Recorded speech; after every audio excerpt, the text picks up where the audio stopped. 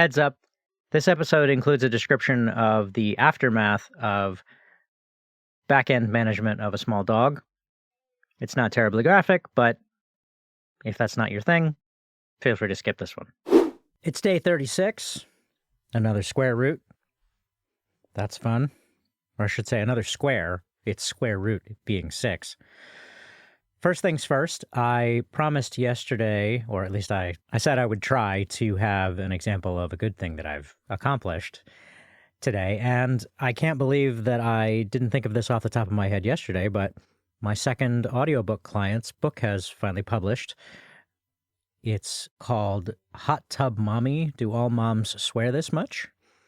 By Nicole Lance. It's a memoir / meditation on parenting from a person who didn't ever expect to be a parent of a small child.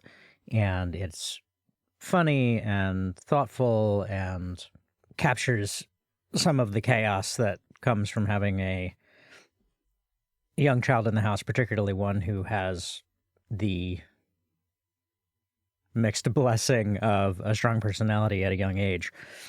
It's available on Audible, or it should be soon. I'll put a link in the show notes if you want to check it out.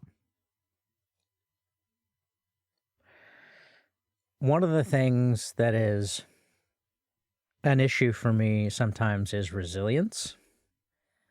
It's a word that means different things in different contexts, but in this sort of specific mental health context, at least as I understand it, it means your ability to not get derailed by small things.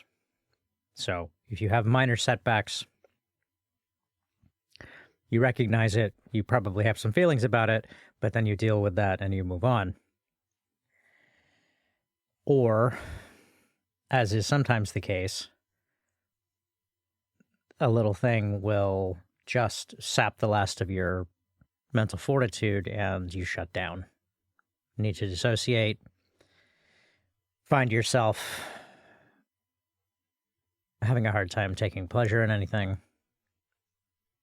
Usually I am okay at that sort of thing. I can usually shrug off minor things, but sometimes I just can't. And it's often not something that I can feel in advance. It just sort of, the setback happens and I realize, I have come to the end of my capacity to deal with this shit today.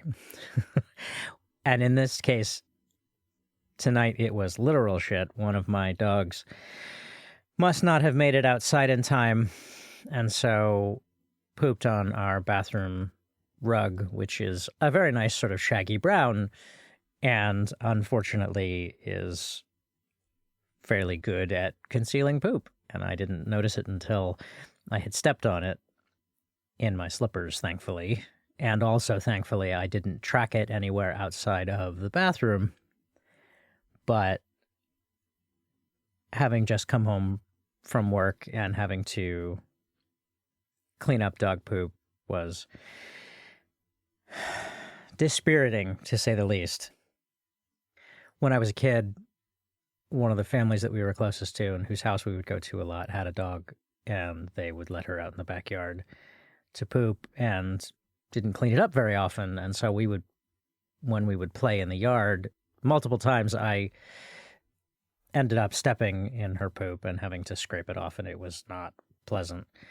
And so there's like guilt and shame attached to that is, I'm sure, something I'll get to explore in therapy. But it was just the end of my rope, and it came up very fast.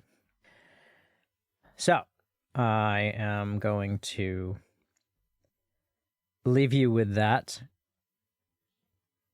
And after my sign-off, I'm going to record a little thing to put at the beginning of this to warn people that I'm talking a little bit about non-human poop and the messes it makes. It's my first content warning, which is a milestone in and of itself. So, thanks for being here. I'll talk to you again soon.